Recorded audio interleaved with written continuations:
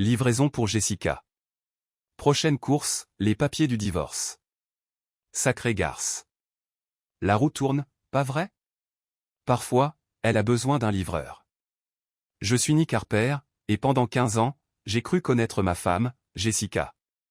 En fait, je n'en savais absolument rien. Mais on y arrivera, à la partie croustillante, dans une minute. C'était un mardi soir de novembre quand mon univers s'est déposé sur le pas de ma porte comme une mauvaise commande de sushi. Je faisais mon 3e service Uber Eats de la semaine parce que le salaire de directrice des RH de Jessica ne couvrait pas ses nouvelles dépenses de style de vie, Des dépenses qui, apparemment, ne m'incluaient pas. Mon téléphone a vibré. Commande prête à être enlevée. Sakura Sushi. L'adresse de livraison m'a fait plisser les yeux. 1247 Riverside Drive, appartement 12A. Je connaissais cette adresse. Le condo chic d'Evan Dorn. Le contact professionnel de Jessica, de son groupe immobilier. Voilà le truc quand on est chef de chantier, on a le flair pour les conneries. Quand votre femme vous dit qu'elle va à une conférence de 3 jours à Chicago, mais que ses sushis épicés préférés sont en route pour l'appartement d'un bellâtre dans votre propre putain de ville? Ouais, votre nez se met à frétiller. J'ai pris la commande, les mains stables malgré l'adrénaline. L'univers est un humoriste, qui me fait livrer l'épreuve de ma propre trahison. Le trajet jusqu'à Riverside a duré 12 minutes. 12 minutes à planifier ce que j'allais dire, ce que j'allais faire, comment j'allais réagir quand je verrais ma femme depuis 8 ans avec un autre mec. Au moment où je me suis garé devant l'immeuble d'Evan, j'avais tout mis au point. Je serais cool. Professionnel. Juste un livreur qui fait son travail. Ça a duré environ 30 secondes. J'ai frappé à la porte de l'appartement 12A, tenant le sac de sushi comme si c'était une pièce à conviction. Ce qui, d'une certaine manière, l'était. La preuve du meurtre de mon mariage. La porte s'est ouverte, et elle était là. Jessica, ma femme, portant une chemise d'homme qui n'était pas la mienne. Ses cheveux étaient en bataille de cette façon. Raconte une histoire que je n'avais pas envie de lire. Nick. Son visage est devenu blanc. Qu'est-ce que tu fais là? J'ai levé le sac de sushi, ma voix calme. Livraison Uber Eats pour Jessica Harper. Bien que je suppose que ce n'est plus ton adresse. Des pas derrière elle. Evan Dorn est apparu, son mètre 80 de vendeur immobilier satisfait, portant un caleçon et un air coupable. Salut Nick, a dit Evan, comme si on était de vieux potes à un barbecue. C'est gênant. Gênant? Le mec se tape ma femme et il trouve ça gênant? J'ai regardé Jessica, je l'ai vraiment regardée. La femme qui avait promis dans la maladie et la santé, dans la richesse et la pauvreté. On dirait qu'elle a trouvé la richesse. Tu sais ce qui est vraiment gênant, Evan? J'ai dit en posant le sac de sushi par terre. J'ai fait la valise de Jessica pour son voyage d'affaires ce matin. Ce qui est marrant, c'est qu'elle est toujours dans ma voiture. Les yeux de Jessica se sont écarquillés. Nick, s'il te plaît, laisse-moi t'expliquer. Expliquer quoi? Que tu n'es pas à Chicago. Que tu es ici, dans sa chemise, en train de manger des sushis? Je te livre l'enfer, Jess. Je pense que le tableau est assez clair. J'ai pris sa valise dans mon coffre et je suis revenu vers la porte où ils étaient plantés, figés. Tiens, voilà ton pourboire, ai-je dit en laissant tomber la valise aux pieds de Jessica. Trouve un endroit où loger. Les serrures seront changées demain. Evan a gonflé le torse comme s'il allait dire quelque chose de dur. Je travaille dans le bâtiment depuis 20 ans. J'ai eu affaire à des types 2 fois plus costauds que lui qui pouvaient assumer leur attitude. Ce joli garçon ne me faisait pas peur. Attends une minute, Nick, a dit Evan. Nous sommes tous des adultes ici. Nous pouvons arranger ça. J'ai fait un pas de plus, assez près pour qu'il sente mon café et qu'il voie le travail acharné dans mes yeux. Tu as raison, Evan. Nous sommes des adultes. C'est pourquoi tu vas rentrer dans ton appartement de luxe et réfléchir sérieusement à si tu veux continuer à jouer à la maison avec ma femme. Parce que si je te revois, si j'entends même ton nom associé à Jessica, tu vas découvrir que je connais beaucoup plus de choses sur la démolition que les bâtiments. Il a reculé. Malin. Jessica pleurait, du mascara coulait sur son visage. Nick, s'il te plaît. On peut en parler. On peut arranger ça. Je l'ai regardée une dernière fois, cette femme que j'aimais, cette étrangère qui portait son visage. On a fini de parler, Jess. Tu as fait ton choix. Maintenant, tu vis avec. Je me suis retourné et je suis parti, les laissant dans l'embrasure de la porte avec des sushis et des promesses brisées. En partant, je les ai vus dans mon rétroviseur. Jessica sanglotait. Evan avait son bras autour d'elle. Et moi, je souriais pour la première fois depuis des mois. Livraison effectuée. Maintenant, le vrai travail commence. Le lendemain matin, je me suis réveillé dans mon propre lit, dans ma propre maison, pour ce que j'imaginais être la dernière fois en tant qu'homme marié. Le silence était différent maintenant. Pas paisible, mais vide. Comme le calme sur un chantier avant que la boule de démolition ne frappe. Je me suis mis en arrêt maladie, ce que personne n'a remis en question vu que je n'avais pas pris un jour de congé depuis 3 ans. Ensuite, j'ai appelé mon avocat, Dave Patterson. On se connaissait depuis le lycée. Il avait troqué son casque de chantier contre un diplôme de droit. Nick Harper, a dit Dave en décrochant. Dis-moi que tu n'as pas enfin cassé la gueule à ce chef de chantier à la noix. Pire. J'ai besoin d'un avocat spécialisé dans les divorces. Le silence à l'autre bout du fil en disait long. J'avais présenté David à Jessica un tas de fois, à des barbecues, des anniversaires. Il était toujours poli, mais je voyais bien qu'il la trouvait un peu trop sophistiquée pour moi. Qu'est-ce qui s'est passé? Je lui ai raconté l'histoire des sushis, le fait d'avoir trouvé Jessica chez Evan, tout le bazar. Dave a écouté sans dire un mot. C'est pour ça que c'était un bon avocat. Ok, a-t-il dit quand j'ai eu fini. Déjà, tu ne fais pas de conneries. Tu ne lui pas sa bagnole. Tu ne postes pas de saloperies rageuses sur Facebook. Tu ne lui donnes rien qu'elle puisse utiliser contre toi. Ensuite, tu notes tout, tu gardes des preuves de tout. Troisièmement, tu changes ses serrures comme tu disais. Mais dans les règles. Tu lui envoies un préavis. Tu respectes les règles. Et nos conjoints. Tu les bloques. Tu les bloques aujourd'hui même. Les biens.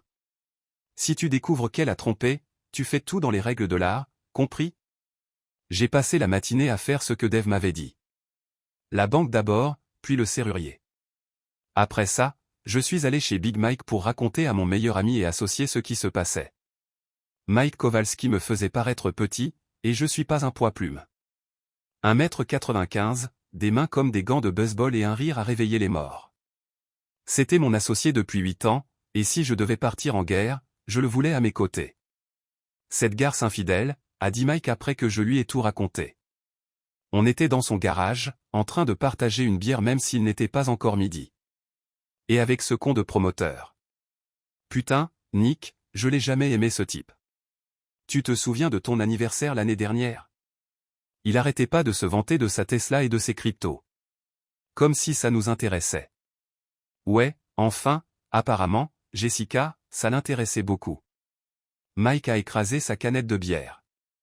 Qu'est-ce que tu veux que je fasse? J'ai besoin que tu m'aides à sortir ces affaires. Légales, mais en profondeur. Et j'ai besoin que tu m'aides avec autre chose. Quoi? J'ai souri. J'ai besoin que tu m'aides à faire la livraison. On a chargé le pick-up avec les affaires de Jessica. Des vêtements, des chaussures, des livres, cette collection débile d'anges en céramique qu'elle achetait depuis des années.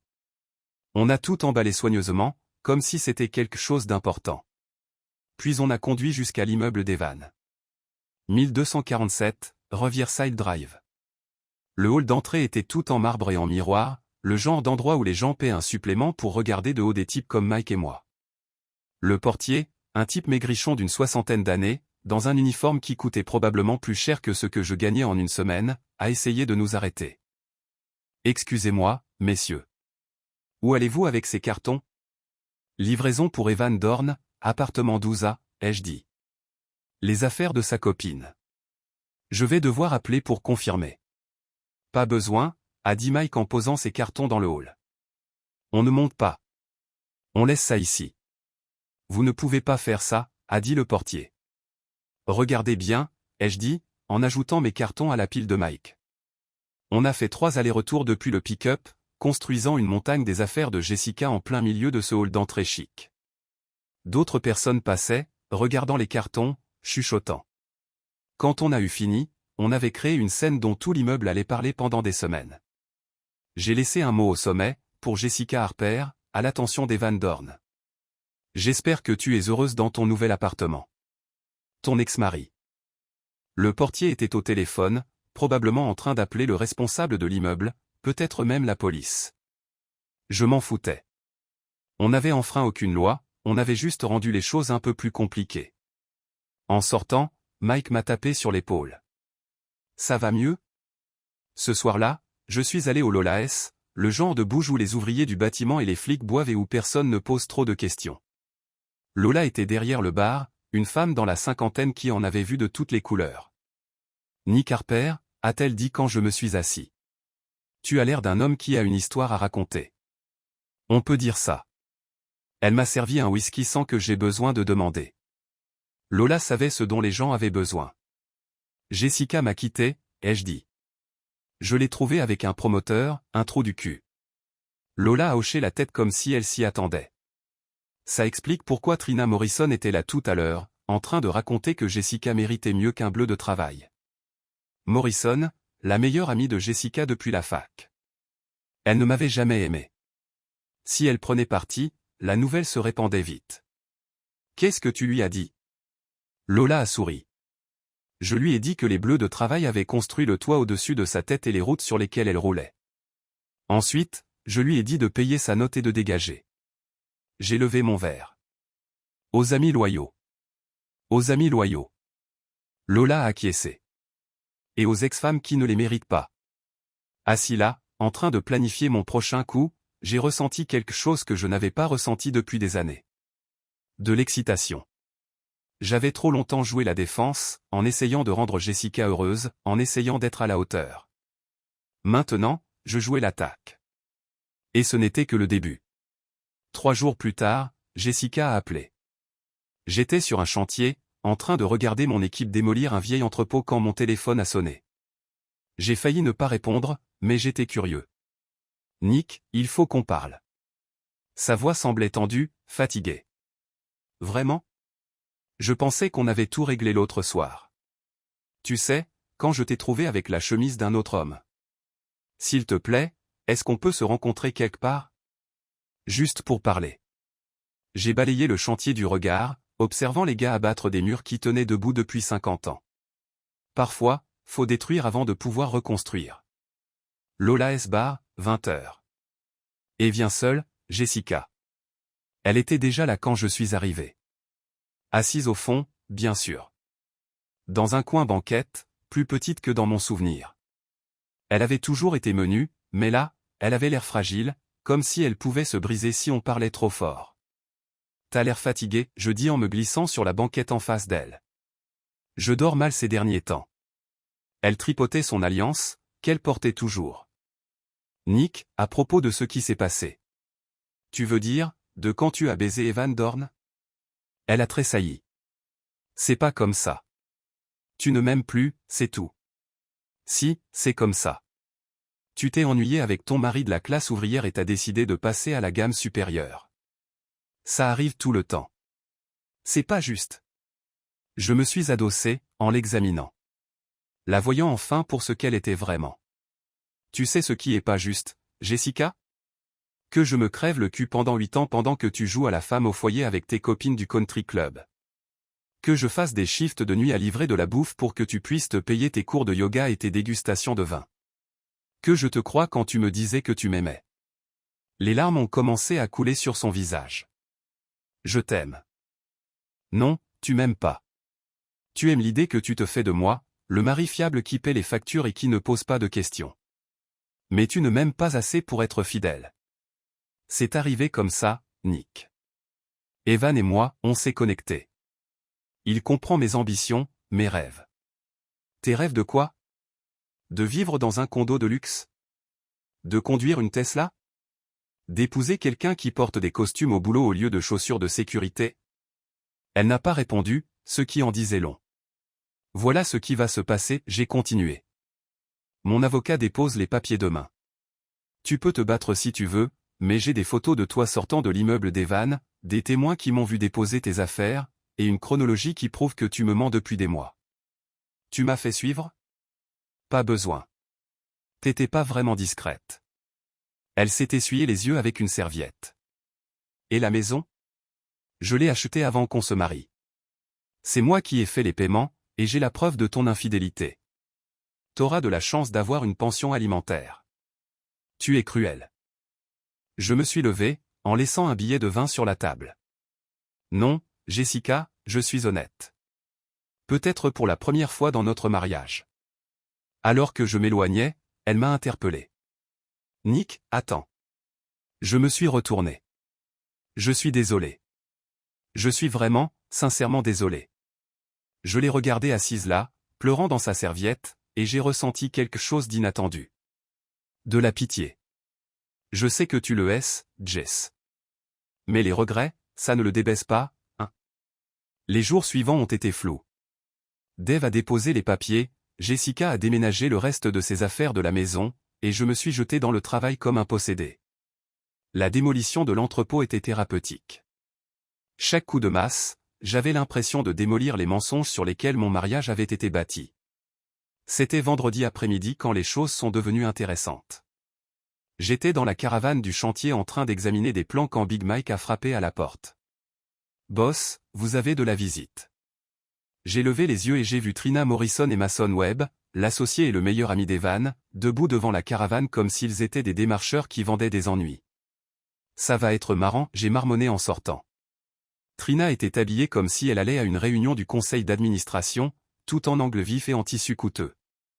Mason ressemblait à ce qu'il était, un aspirant entrepreneur qui passait plus de temps à parler d'affaires qu'à en conclure.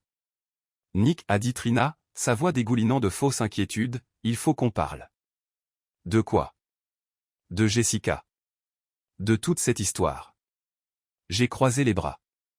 De quelle histoire parlez-vous? Mason s'est avancé, essayant d'avoir l'air intimidant dans son jean de marque et son polo. Écoute, mec, t'es pas raisonnable. Jessica a fait une erreur, c'est sûr, mais tu es en train de détruire sa vie à cause de ça. Ah bon? Parce que de mon point de vue, Jessica a détruit sa propre vie quand elle a décidé de tromper son mari.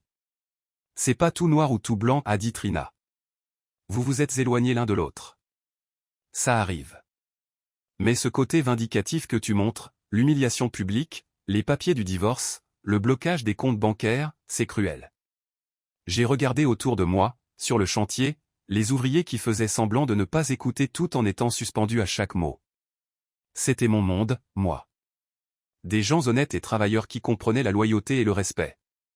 Vous savez ce qui est cruel? J'ai dit, ma voix portant sur tout le chantier. Se crever le cul pendant 8 ans pendant que sa femme baise à droite à gauche, livrer de la bouffe la nuit pour qu'elle puisse se payer son train de vie de Bourges pendant qu'elle projette de te quitter pour quelqu'un qui a plus de fric. Le visage de Trina est devenu rouge. C'est pas ce qui s'est passé. Ah non?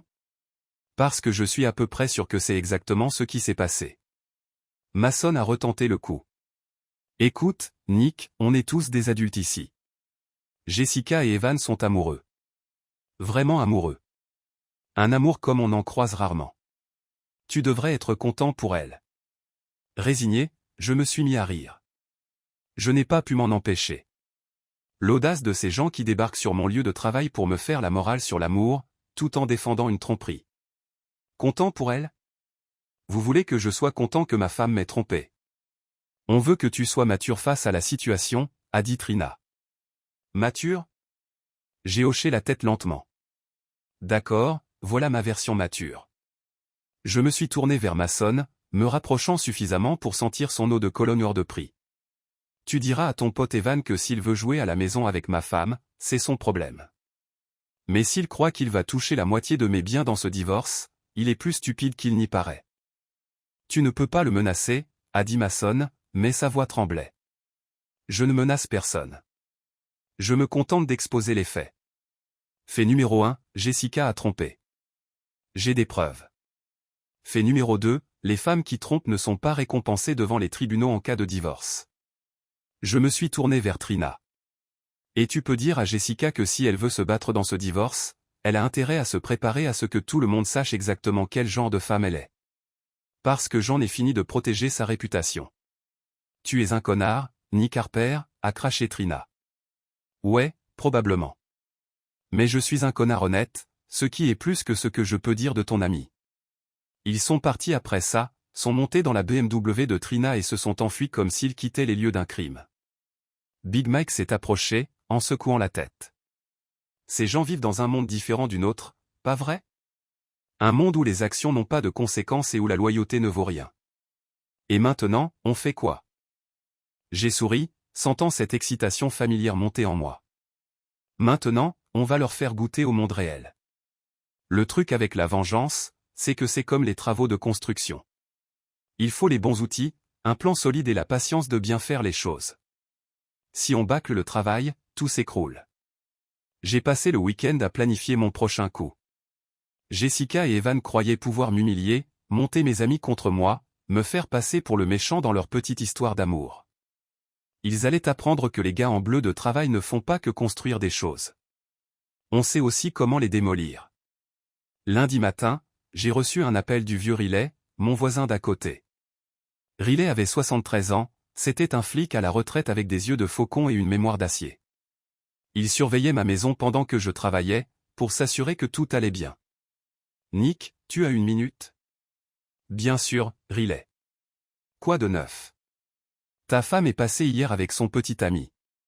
Ils ont essayé de rentrer dans la maison. »« Qu'est-ce que tu veux dire par essayer ? » ?»« Je veux dire qu'ils ont fait le tour de la propriété, ont essayé d'ouvrir les portes, ont regardé par les fenêtres.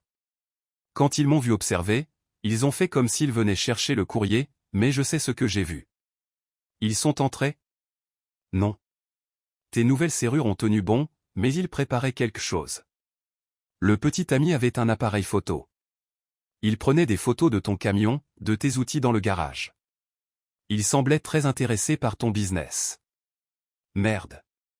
Incroyable.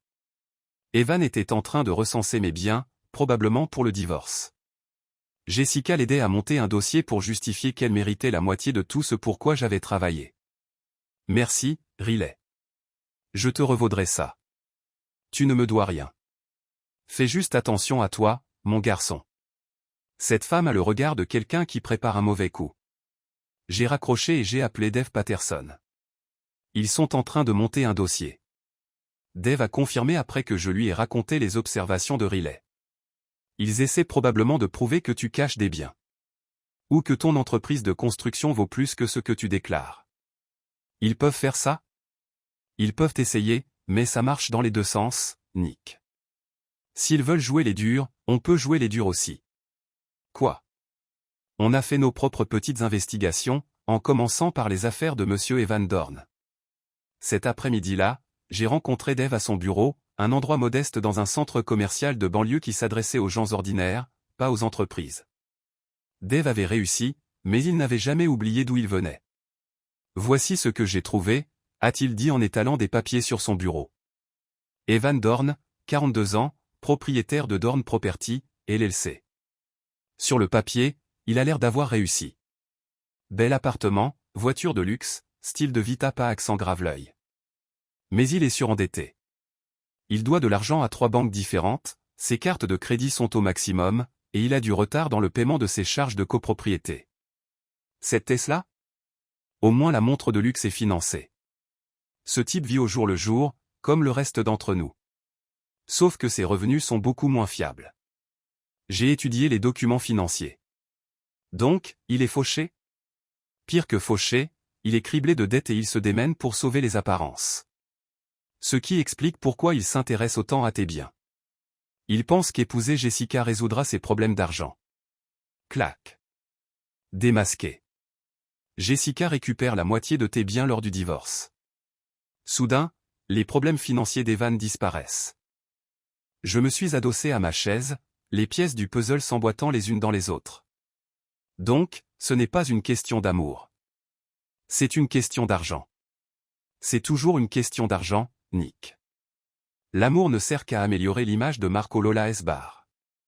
Mais pas pour boire un verre. J'avais rendez-vous. Un type que Big Mike connaissait, spécialisé dans la recherche d'informations que les gens préféraient garder secrètes. Il s'appelait Danny Chen, et il avait été détective privé avant de se lasser des conjoints infidèles et des fraudes à l'assurance. Ton pote Evan a des fréquentations intéressantes, dit Danny en faisant glisser une enveloppe Kraft sur la table. T'as déjà entendu parler de Tony Marconi? Je devrais? Usurier du coin. De quoi faire rougir ta société de carte de crédit.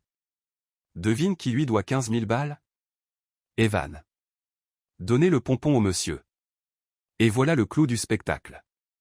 Le prêt arrive à échéance le mois prochain.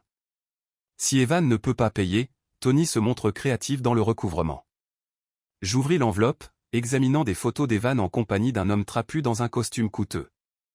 Les photos dataient de la semaine dernière. Créatif, dans quel sens? Danny est de la vieille école. Il ne casse plus les jambes. Mais il a d'autres moyens de rendre la vie désagréable. Comme appeler ton employeur, ton proprio, tes amis. S'assurer que tout le monde sache que t'es un mauvais payeur. C'était parfait. Mieux que parfait. Danny, t'es un amour. Ouais, bon, garde ça pour toi. J'ai une réputation à défendre. Le lendemain matin, je mis mon plan à exécution. Première étape, le bureau d'Evan, un monument de verre et de chrome dédié à l'ambition immobilière dans le quartier des affaires. Je suis entré, vêtu de mon plus beau jean et d'une chemise de travail propre, l'incarnation même du col bleu. La réceptionniste, une jeune femme aux dents parfaites et au sourire travaillé, m'a regardé comme si je m'étais perdu. Je peux vous aider? J'ai rendez-vous avec Evan Dorn.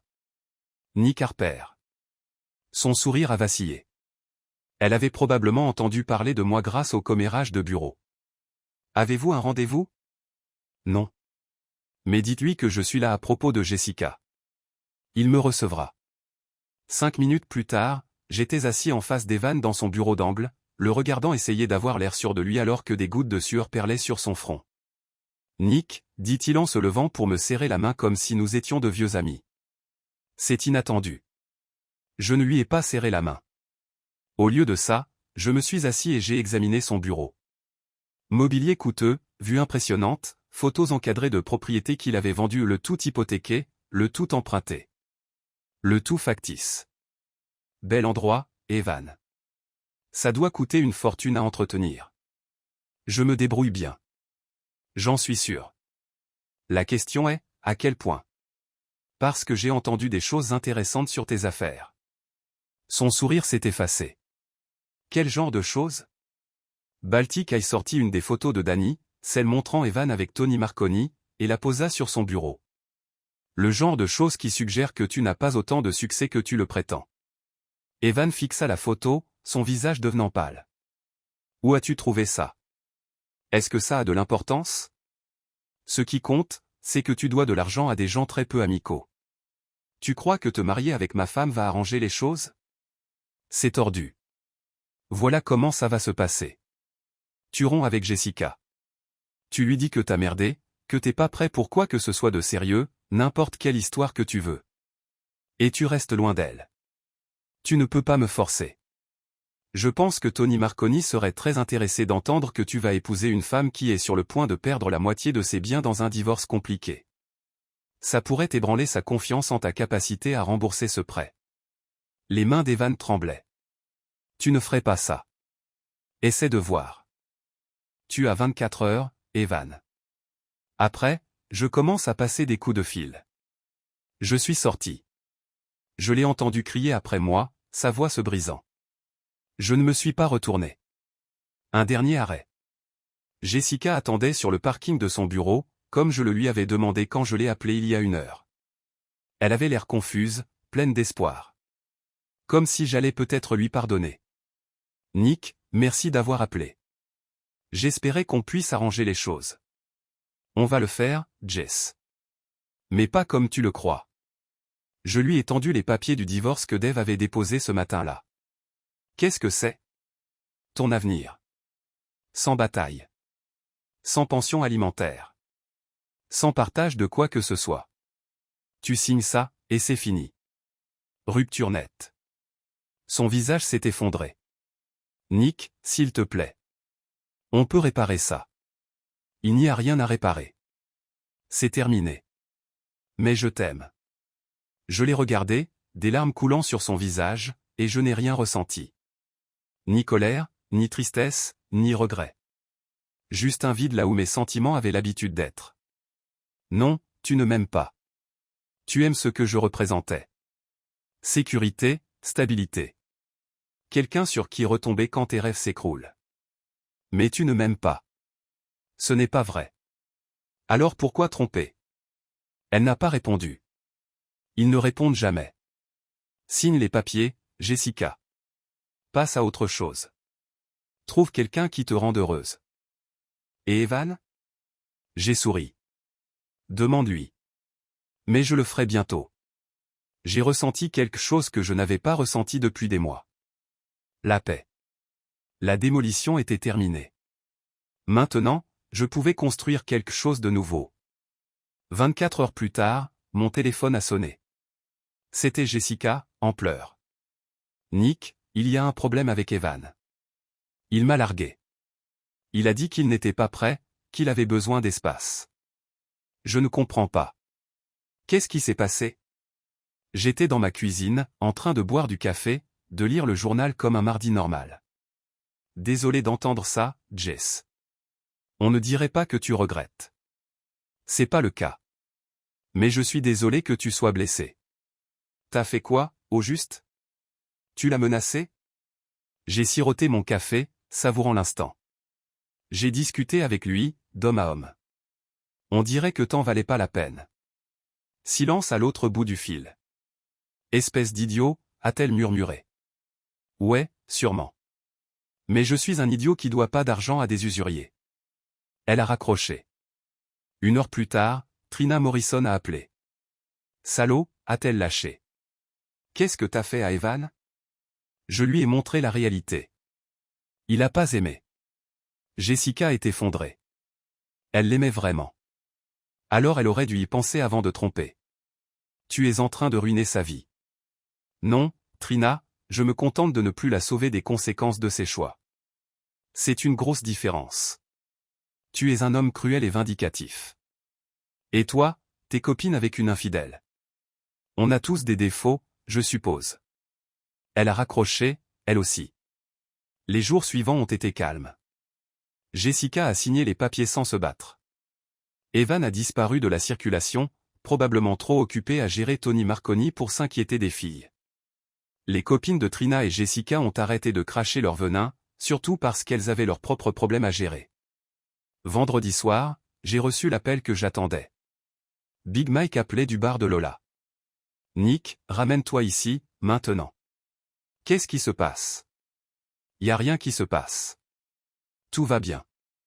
C'est bien et sûr. Alors pourquoi? Mike. Chut. On aurait dû s'appeler Y a rien qui se passe. Tout va bien. Viens, c'est tout. J'ai trouvé Mike au bar, souriant comme s'il avait gagné le gros lot. Lola était derrière le bar, à polir des verres, avec ce sourire entendu. Qu'est-ce qui te rend si heureux, ai-je demandé. Raconte-lui, Lola. Lola a posé un verre, s'est appuyée sur le bar. Ton ex-femme est arrivée il y a environ 1 heure, bourrée à craquer, à pleurer que sa vie part en vrille. Son mec l'a larguée, ses copines l'évitent, elle trouve pas où se loger. Ok, elle commence à raconter que c'est toi qui as tout ruiné, que t'es un idiot vindicatif qui a détruit son bonheur, elle s'énerve vraiment. Et puis elle t'a traité de pauvre type en bleu de travail devant un bar rempli de bleus de travail. J'ai regardé autour de moi. Tout le monde me regardait, en souriant. Et après, qu'est-ce qui s'est passé? Eh bien, a repris Lola, Tommy Kowalski, tu sais, le cousin de Mike. Il s'est levé et lui a dit que les pauvres types en bleu de travail avaient construit l'immeuble où elle se tenait. Ensuite, Maria Santos a dit que les pauvres types en bleu de travail avaient réparé sa voiture quand elle était tombée en panne. Puis tout le monde s'est mis à parler de toutes les choses que les pauvres types en bleu de travail font pour que le monde continue de tourner. Et Jessica? Jessica s'est fait toute petite, toute gênée. Surtout quand je lui ai dit que les pauvres types en bleu de travail n'allaient plus payer ses consommations, et qu'elle pouvait payer sa note et se casser. Mike m'a tapé dans le dos. Elle a essayé de payer avec une carte de crédit, mais elle a été refusée. Elle a dû appeler Trina pour qu'elle vienne la chercher. Le truc le plus pathétique que j'ai jamais vu. J'ai commandé un whisky et j'ai regardé le jardin. Eux, ces trois-là, étaient tous pris dans leur petit monde d'azote et de méthane, ou de n'importe quelle connerie que Steph vendait. J'ai commandé un whisky. Le truc le plus pathétique que j'ai jamais vu. J'ai commandé un autre whisky. Elle a même codé ça? C'était un peu drôle. Le Major? Savait-elle même ce qu'elle finançait? J'ai commandé un whisky, au fait. Les cols bleus n'étaient plus les bienvenus, même s'ils faisaient tourner le monde. Au col bleu. Au col bleu. Tout le bar a repris le toast en chœur. Assis là avec mes vrais amis, j'ai repensé aux dernières semaines. Jessica a choisi Evan plutôt que moi, pensant qu'elle passait à la vitesse supérieure. Au lieu de ça, elle a échangé un mari loyal contre un escroc fauché, un foyer stable contre un avenir incertain, et de vrais amis contre des faux. Evan a opté pour l'argent facile au lieu du travail honnête, pensant qu'il pourrait résoudre ses problèmes en se mariant avec les miens. Au lieu de ça, il a perdu sa copine et devait toujours de l'argent à des gens qui n'acceptaient pas les excuses. Et moi? J'ai choisi la vérité plutôt que le confort, le respect plutôt qu'une fausse paix. J'ai perdu une femme infidèle et j'ai gagné ma liberté. Le divorce a été prononcé le lundi suivant. J'ai gardé la maison, mon entreprise et mon respect de moi-même. Jessica a obtenu sa liberté et une chance de recommencer, ce qui était plus que ce qu'elle méritait, mais moins que ce qu'elle attendait. Je n'ai plus jamais revu Evan. On disait qu'il avait pris la poudre d'escampette, probablement juste un pas devant les gars de Tony Marconi. Jessica a déménagé dans une autre ville, a trouvé un emploi dans une autre entreprise, et a recommencé à zéro. J'ai entendu dire qu'elle sortait avec un comptable divorcé qui conduisait une berline banale et vivait dans un petit appartement. Peut-être a-t-elle tiré des leçons de notre mariage. Peut-être pas. De toute façon, ce n'est plus mon problème. 6 mois plus tard, je dînais chez Lola quand elle a fait glisser un journal sur le bar. J'ai pensé que ça pourrait t'intéresser. C'était un minuscule article dans la section économique. Un courtier immobilier local se déclare en faillite. L'article disait qu'Evan Dorn avait déposé le bilan en vertu du chapitre 7 après avoir manqué à ses obligations de remboursement de prêts et fait face à des poursuites de créanciers. Pauvre type, dis-je, sans le penser vraiment. Ouais, approuva Lola. C'est dur quand le boomerang te revient en pleine figure. Je pliai le journal et le lui rendis. Tu sais ce qu'il y a de mieux dans tout ça? Quoi? Je n'ai pas eu besoin de devenir quelqu'un d'autre pour me venger. Je n'ai pas eu à mentir, à tricher ou à enfreindre la loi. J'ai juste arrêté de les protéger des conséquences de leurs propres actes. Et ça a suffi. Je souris et levai mon verre à nouveau. C'était ça, le fin mot de l'histoire. Entouré de gens honnêtes menant des vies honnêtes, j'ai réalisé quelque chose. Je n'avais pas seulement gagné contre ma femme infidèle et son amant fauché. J'avais gagné quelque chose de plus grand. J'avais gagné mon propre retour. La livraison était faite, le divorce prononcé, et pour la première fois depuis des années, j'étais exactement là où je devais être.